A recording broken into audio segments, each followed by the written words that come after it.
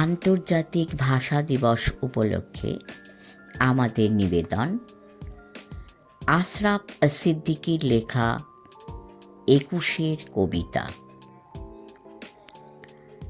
কবেকার পাঠশালায় পড়া মন্ত্রের মতো সেই সুর, সুর নয়, স্মৃতির মধু ভাণ্ডার।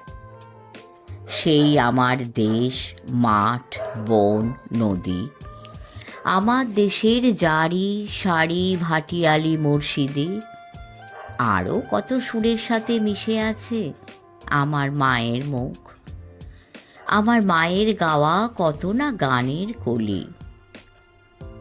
বিন্নিধারের মাঠের ধারে হঠাৎ কয়েকটি গুলির আওয়াজ, কয়েকটি পাখির গান শেষ না হতেই তারা ঝরে গেল, পড়ে গেল মাটিতে।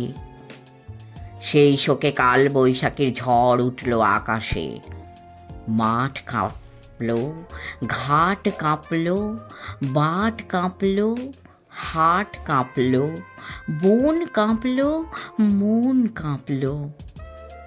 ইতিহাস থমকে দাঁড়িয়ে লিখে নিল সব। তাই তো সহস্র পাখির কলতানে আজ দিগন্ত মুখর।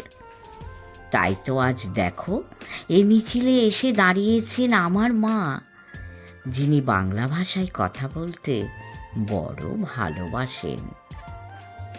কথায় কথায় কথকতা, কত রূপকথা, আর ছড়ার ছন্দে মিষ্টি সুরের ফুল ছড়ান, যিনি এখনো এই মিছিলে গুনগুন করে গাইতে পারেন, পাখি সব করে রব, রাতি পোহাইল, কাননে কুসুম কলি সকলি ফুটিল।